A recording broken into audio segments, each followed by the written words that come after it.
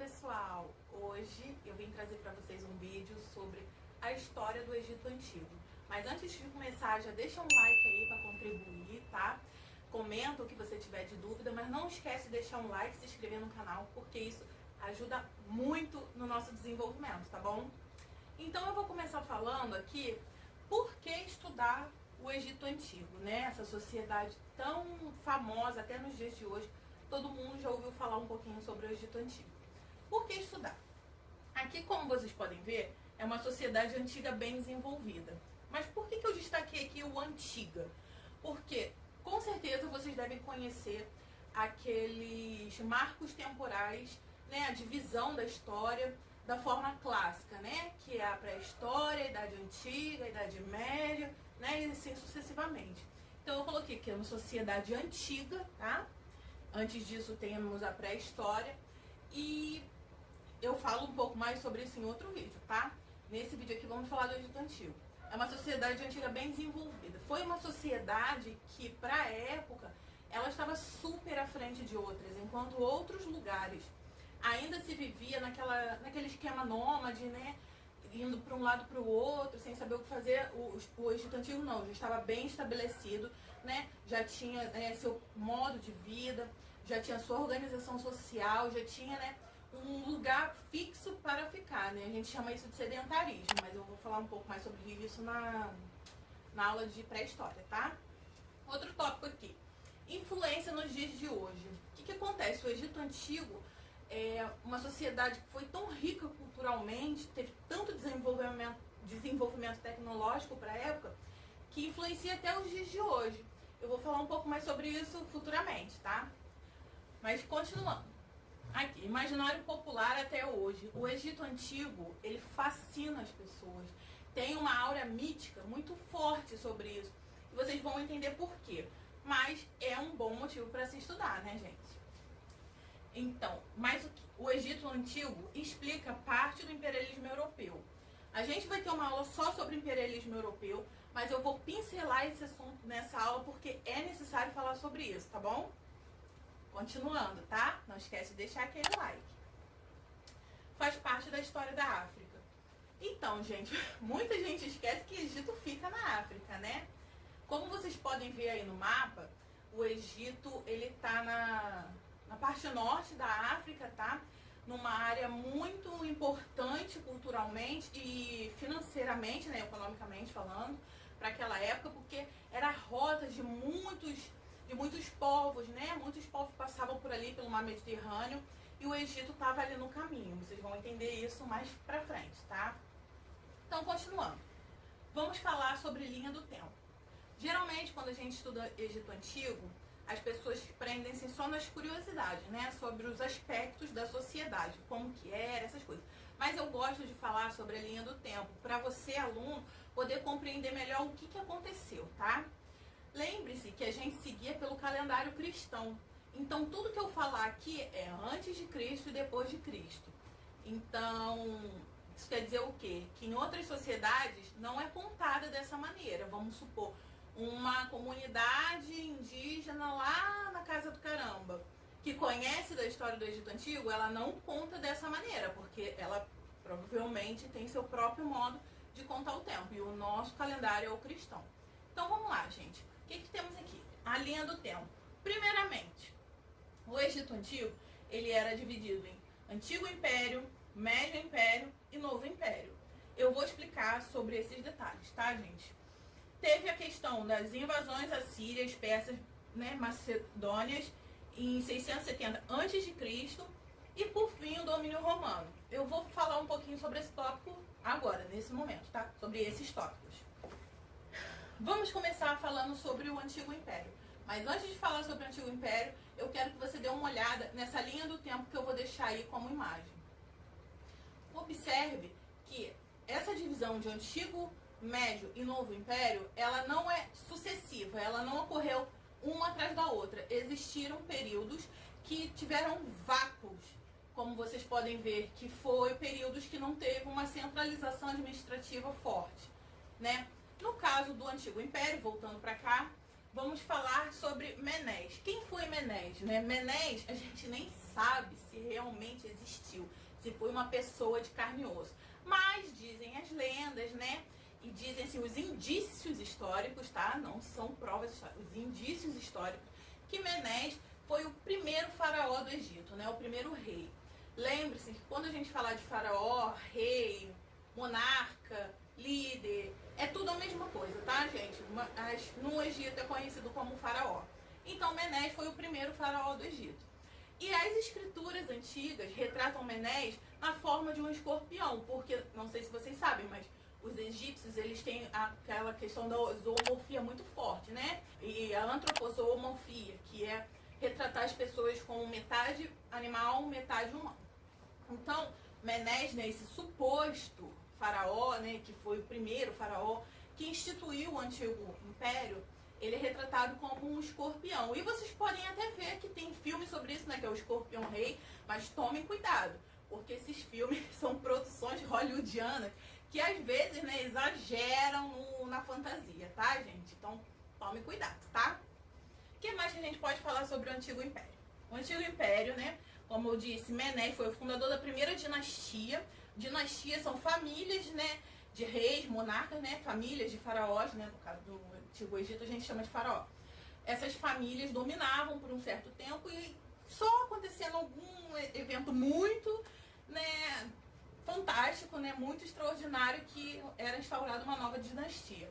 Mas lembre-se, como eu disse sobre a questão da linha temporal, muitas vezes houve períodos de vácuo, tá? Houve períodos sem nenhuma centralização.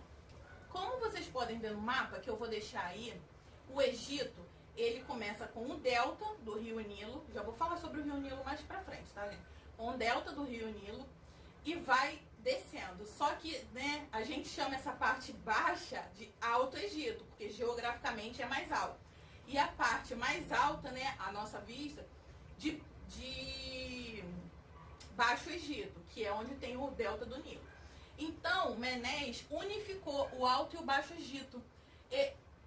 As sociedades que viviam no Baixo Egito e as sociedades que viviam no Alto Egito tinham assim, cada uma meio que vivia da sua forma. E ele chegando, né? Vou unificar isso daí e todos vão viver da mesma maneira, né? Então isso fortaleceu o conceito de Estado egípcio. Como eu falei, essas sociedades elas viviam, né, perto do rio Nilo, que era uma fonte de riqueza natural muito grande, e eram organizadas, não tinha uma organização tão forte como nos dias de hoje, né? Hoje em dia somos divididos em países, estados, cidades, né? Uma coisa bem específica. Antigamente não tinha. Então a gente chamava isso de nomos.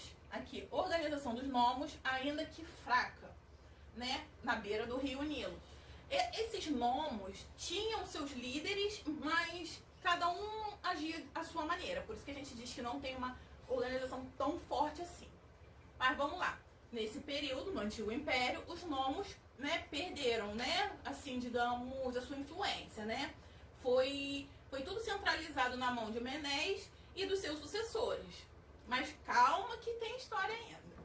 Então, como eu falei, o faraó, ele era visto como Deus. Lembre-se disso, gente. Quase sempre cai em prova. Ele não era visto como, nossa, ele é quase um Deus. Não, ele era visto como um Deus, entendeu? Como uma figura mitológica. E o regime dessa época era servidão coletiva e escravidão. O que era servidão coletiva? Bom, as pessoas eram obrigadas a trabalhar, né, para construir as coisas, mas tinham, né, sua recompensa, né? Não tinha dinheiro, não tinha papel moeda, né, nessa época, mas havia pagamentos, né, havia salários, né, remunerações que compensassem aquilo. E a escravidão é quando eles trabalhavam e não recebiam nada em troca, eles eram obrigados a trabalhar. Essa escravidão, gente, é importante dizer que é diferente do conceito de escravidão que a gente tem aqui no Brasil, tá? Isso não é assunto para essa aula, mas enfim, é diferente, porque essa escravidão aqui, as pessoas tornaram-se escravos por dívida, por domínio, né? Já que o Egito era uma área muito fértil, outros povos tentavam dominar e quando perdiam, virava escravo. Então, nessa época também existia a figura do vizir, que era o responsável pelas grandes construções. Então, o vizir, ele estava quase, tá, gente? Quase em pé de igualdade com o faraó, mas ele, né, era um auxiliar do faraó. ele foi uma figura importante, né? Como se fosse um político hoje em dia, né? Não que os políticos de hoje em dia sejam importantes, mas eles são. Enfim, teoricamente deveriam ser. O vizir era importante. Depois disso, né? Outro faraó ainda no Antigo Império que foi muito influente foi de José. Gente, desculpa, eu não sei como é que se fala o nome desse homem, tá? De José, tem gente que fala de José. Enfim, de José. Faraó que proporcionou a estrutura faraônica. Tudo que você conhece sobre o Egito, aquelas obras mirabolantes, imensas, você pode dar graças a esse carinha aqui, tá? Enfim, os nomes dos faraós, eles eram colocados, assim, dinasticamente, tá? Não era de batismo igual hoje em dia. Então, é muito comum você ver, assim, José I, segundo, terceiro, não sei o quê. Ramsés I, segundo, terceiro, enfim, né? Espero que vocês tenham entendido. Após esse momento, né, de ascensão do Egito Antigo, vocês sabem, né? Nada que é bom dura para sempre. Uma hora a casa cai. O poder, né, centralizado do faraó, né, foram vários faraós nesse momento, tá? Não foram só esses dois, foram vários faraós, mas esses dois eram principais. Enfim, o poder deles foi enfraquecendo, havia muita pobreza ainda, né? Então, umas camadas mais pobres começaram a se revelar. E o que aconteceu? O enfraquecimento do império e a ascensão dos nomos, que era aquela antiga organização social, que cada um mandava a sua maneira, né? A gente chama isso de descentralização, porque antes estava centrado na mão do faraó e depois foi descentralizado. O que aconteceu com esses nomos? Esses governadores, esses chefes dos nomos, eles começaram a considerar esses nomes como propriedade privada, tá? Como se fossem donos do lugar, entendeu? Então, isso foi uma das causas da queda do Antigo Império. E agora, vamos para o Médio Império. Características do Médio Império, né? Faraó também visto como Deus, porém separado das questões mundanas. Ou seja, se o cara já era considerado como Deus antes, ele passou a ser considerado um pica das galáxias. É ele, tipo, a encarnação de Deus na Terra. Eu não tô falando do Deus católico, ele era visto como um Deus, tá? Com D minúsculo, como uma entidade superior, como algo espiritual, entendeu? Então essa era uma das características do Médio Império. E quem foi que restabeleceu esse poder centralizado, né, nas mãos do faraó? Desculpa, tá, gente? Esse nome aqui é muito difícil, né? Amenemhet, enfim, né? Leiam. Foi o cara que fez isso, tá? Pôs fim às revoltas nomarcas. Gente, é nomarca, não é monarca, tá? Nomarca vem de nomos, que era essa antiga organização social lá no Egito Antigo. Mas enfim, o que aconteceu nesse período? Construção de fortalezas em volta do Nilo. Ou seja, nesse período, o avanço da construção civil egípcia já estava assim bem mais à frente. E ele construiu muros, né? Justamente para impedir o quê? Impedir invasões de outros povos. Porque, né, gente, o Egito era um lugar que eu até hoje acho, é um lugar que os outros tinham uma bilha desse tamanho em cima. Então, enfim. Mas o que aconteceu? Expansão territorial para onde hoje é a Síria, dentre outros locais. Expansão comercial. Ou seja, nesse período já estava, né, estabelecido o faraó como, né, o rei supremo do Egito. As obras estavam andando de vento em popa, né? Ainda existia muita desigualdade social, né? Os pobres lá na miséria e os ricos nadando no dinheiro. Porém, houve muita expansão comercial, ou seja, aquela troca, né, com outros povos, né, fenícios, gregos e tudo mais. E expansão territorial, né, que vocês sabem que sempre resulta em guerra. Aí, né, um dia a casa cai de novo, né, gente? O que aconteceu? Começou um período de instabilidade do poder central. O faraó foi perdendo, né, suas forças. E mais o que aconteceu que foi a pá de cal do Médio Império. Tem um povo lá asiático que chegando também e chegou pro povo egípcio e falou: gente, baixa tua bola aí que agora quem manda é a gente. Quem são esses? São os Ixos, não sei pronunciar direito, mas eles foram fundamental. Eles não foram o único povo que, né, baixou a bola do Egito, mas foram, digamos, o principal. agora vamos falar de quê? Do Novo Império. Então, gente, vocês estão gostando do vídeo? Porque se tiverem, deixa um like aí, tá? Pra ajudar. Não se esqueçam que isso é muito importante. Vamos falar do Novo Império. Enfim. O que estabeleceu o Novo Império? Novamente, a centralização na mão dos faraós. E como que isso ocorreu? Com a expulsão dos povos invasores. Botou o povo pra correr. Aquela região, gente, como eu falei, despertava o olho grande, a bilha dos outros crescia demais. Então, botou o povo pra correr e falou, não, quem manda aqui é a gente, né? Os povos nativos, os egípcios. Mas de quem a gente vai falar? A gente vai falar do cara que foi responsável por isso. Amoses I, responsável pela reunificação e expulsão.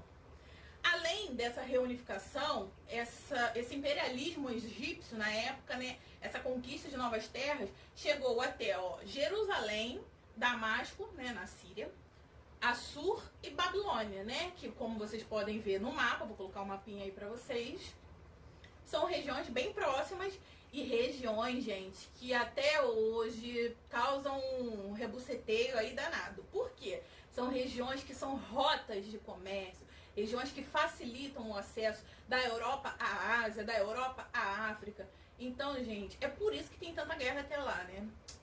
Enfim, existem outras questões mais profundas do que isso, que não é assunto do vídeo.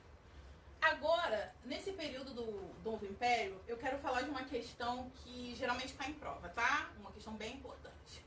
Houve um carinha aí, um faraó que chegou depois, chamado Amenófis IV. Ele mudou o nome dele, tá? Porque, como eu falei, esses nomes não eram de batismo. Ele mudou o nome dele para Akhenaton, né? Talvez você já deve ter ouvido falar. E ele fez uma coisa, gente, que tipo assim, meio sem noção, tá? Todo mundo sabe que o povo egípcio era um povo politeísta, acreditavam em vários deuses, tá? Isso era a base da religião deles. E o cara chegou falando, não, agora todo mundo vai ser monoteísta porque eu que tô mandando aqui.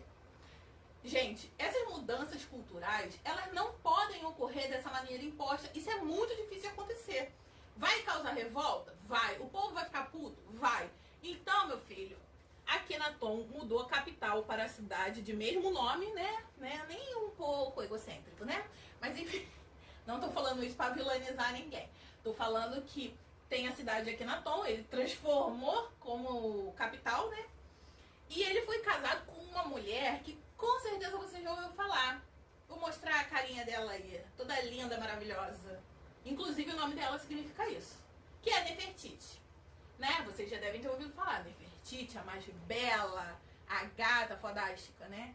Enfim, por que Nefertiti e Akhenaton são tão importantes, né? São tão lembrados? Justamente por essa questão do politeísmo, né? No caso deles, do monoteísmo, né? Querer incutir, enfim.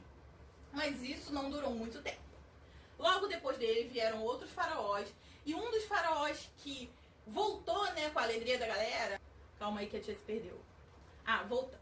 Enfim, quem instaurou o monoteísmo, né? Ele e a esposa dele foram muito influentes. Dizem até que ela morreu por causa disso, tá? Porque o pessoal tava bolado.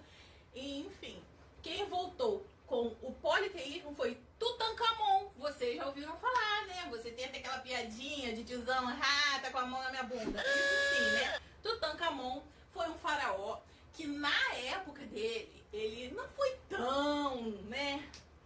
Tão elogiado, tão reverenciado. Porém, ele fez uma coisa importante, que foi a volta do politeísmo. E por que Tutankhamon é o faraó super estudado, que você já ouviu falar, faz piadinha sem graça, enfim.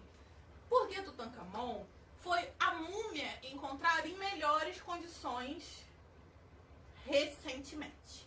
Tá? Quando eu falo recentemente, foi coisa mais de 100 anos atrás. Mas comparado ao Egito Antigo, que é uma sociedade de mais de 3.000 anos antes de Cristo, é recente. Enfim, gente, calma aí que saiu um negócio aqui. Tutankhamon, vamos falar de Tutankhamon. Tutankhamon foi um faraó, não foi da grandes coisas. O que ele fez de importante foi isso, foi com a volta do politeísmo, né, que não deixa de ter sua importância. Morreu novo, tá? Morreu tipo com uns 18 anos. Aí tu pensa, caraca, o cara já era faraó com 18 anos. O que eu tava fazendo com 18 anos? Coçando a bunda na casa da minha mãe, né? Mas enfim, vamos falar de Tutankhamon.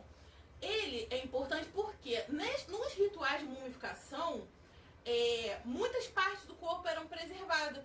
E muitas coisas, né, nas pirâmides, né, nos sarcófagos, muitas coisas que são considerados registros históricos, tá? Não registros escritos, mas enfim, provas históricas.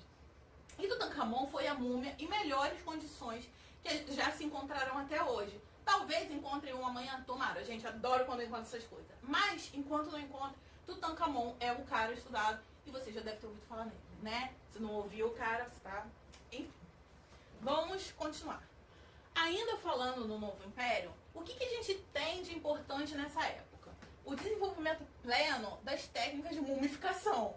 Gente, as técnicas de mumificação pode parecer besteira pra gente, mas isso ajudou tanto nos estudos sobre o Egito Antigo. E isso ajudou não só sobre nos estudos do Egito Antigo, ajudou também nos estudos sobre a medicina. Ou seja, gente, a mumificação, é por isso que tem tanto o imaginário popular sobre isso. Foi uma coisa importante. Os egípcios, ó, mandaram muito bem, tá? Enfim, vamos falar agora de outro cara também. Esse você já ouviu falar. Esse você também já ouviu falar. Ramsés II. Se ele é segundo é porque teve outros, né? Mas Ramsés II. Por que esse cara é tão lembrado? Porque Ramsés II é lembrado em questão da história do êxodo hebraico, tá? Vou entrar um pouquinho nesse assunto só pra vocês entenderem. O que acontece? Como eu já disse anteriormente, era uma região que todo mundo tinha uma pilha muito grande, todo mundo queria dominar. E um dos povos, né, que tentava dominar o Egito também era quem? Os hebraicos. E os egípcios também não eram nenhum santo, também tentavam dominar outras áreas, enfim. Os hebraicos foram lá e foram aprisionados. Foram tratados como escravos por cerca de 200 anos. Aí você pensa, onde que eu já vi essa história? Gente, isso tá na Bíblia. Há fontes que dizem, tá? Não briguem comigo, tá? Que isso não é real. Porque não existe nenhum, digamos, na arqueologia tradicional não existe nada que comprove isso. Somente escritos. Mas enfim, acreditando ou não, vou falar sobre isso porque é importante.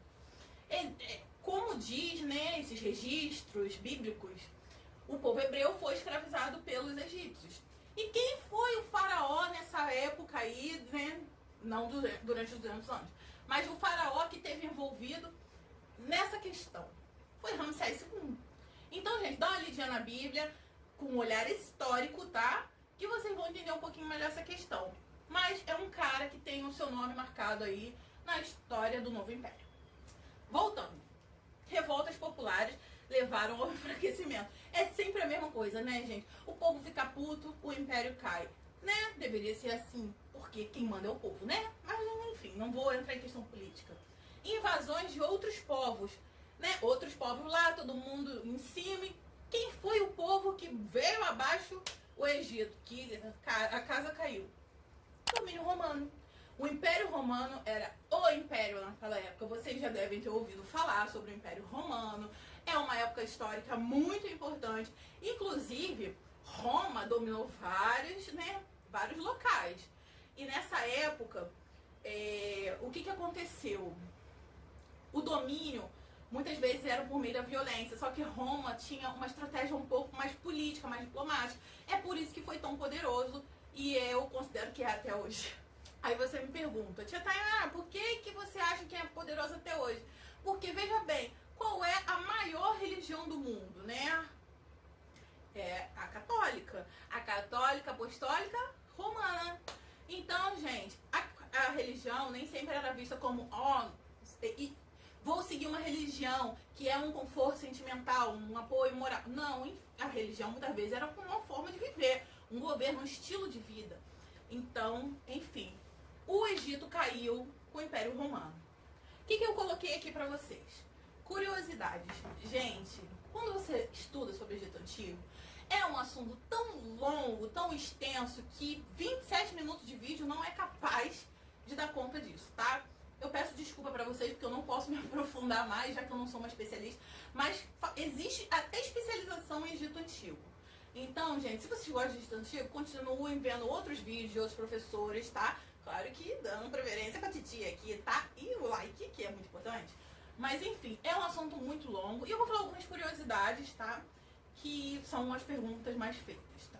Enfim, Rio Nilo. Por que o Rio Nilo é tão importante? Porque o Rio Nilo, ele geograficamente favoreceu muito a cultura, né, de gêneros alimentícios, né? Os egípcios também foram muito inteligentes, porque o Rio Nilo passava assim e houve muita construção de diques para que pudesse atingir a mais áreas, né? Enfim, o Rio Nilo é muito importante nesse sentido. Ele favoreceu a agricultura, e que é basicamente do que vive o ser humano. As pirâmides. Por que as pirâmides são tão famosas?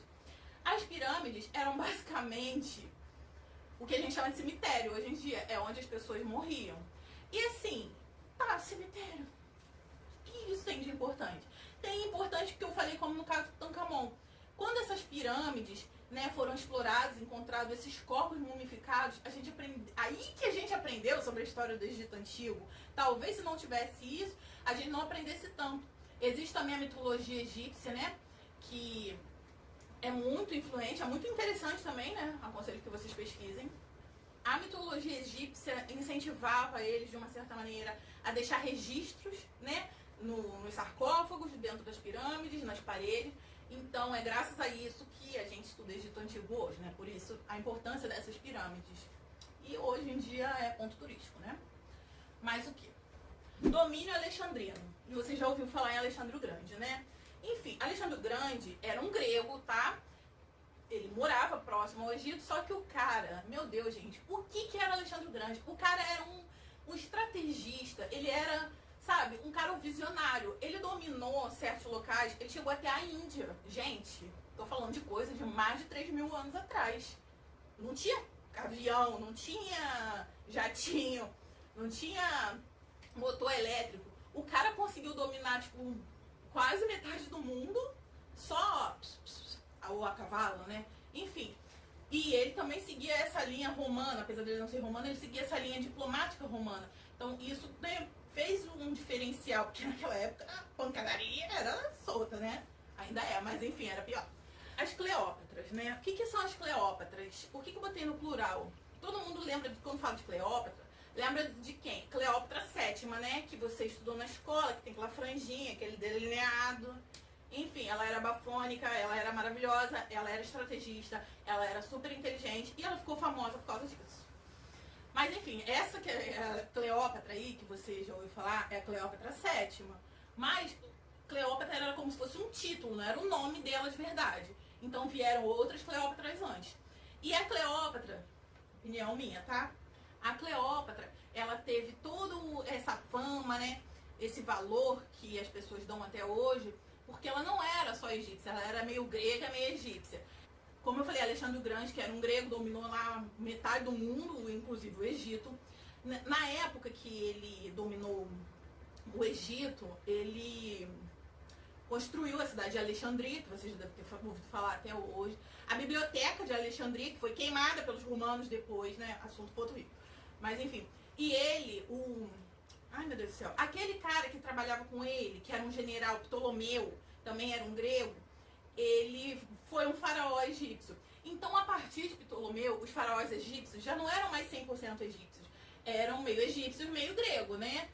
Duas nacionalidades. E a Cleópatra VII era meio egípcia, meio grega. Então, na minha opinião, acho que deram um pouco mais de ênfase a ela em relação às outras. Não só por ela ser uma mulher, né, fenomenal, ter feito muita coisa política, mas também por ela ter essa descendência grega. Voltando aqui, cacete. Enfim, imperialismo europeu. O que eu quero falar do imperialismo europeu? Vocês sabem que os europeus foi aquele povo... Peraí. Os europeus foram um povo que dominou metade do mundo, ou quase o mundo inteiro, né? Hoje em dia eu tô aqui no Brasil e falo português, porque veio um europeu aqui e hoje eu falo português por causa disso. Enfim, os europeus, eles dominaram metade do mundo. E, assim, eles meio que tentam fazer isso até hoje, né? Tem muitas potências que, né, são cria da Europa e tentam fazer isso até hoje.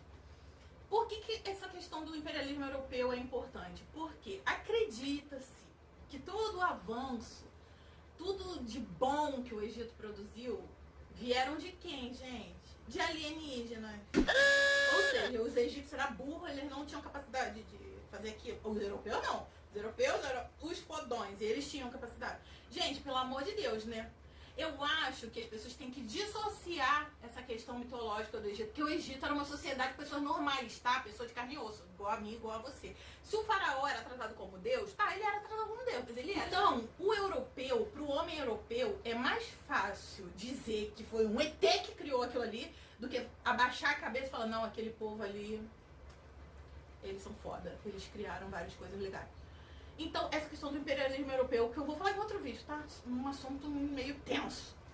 Mas é importante para você entender também um pouco da história do Egito Antigo. E a mitologia e o turismo, que, como eu falei, essa questão mítica, tá? Que foram criados por alienígenas, enfim. Isso tudo foi criado o quê? Para meio que desmerecer o povo egípcio, né? O povo africano, né? O Egito, né? Vocês sabem. Foi meio que para desmerecer. Só que, mal ou bem, hoje em dia, o Egito vive disso. O turismo no Egito, ele é fortalecido por essa coisa mítica. Quem aí não quer ir pro Egito, conhecer lá a tumba dos faraós, que vai levantar morto, que... Gente, eu amo o Egito Antigo, tá? A gente encerra aqui a aula, espero que vocês tenham gostado. Deixem aí nos comentários qual parte você mais gostou, qual parte você teve dúvida. E, por favor, deixem uma sugestão aí de vídeos, tá? Para as próximas aulas, tá bom? Não esquece de deixar o like, beijinho. Tchau, tchau.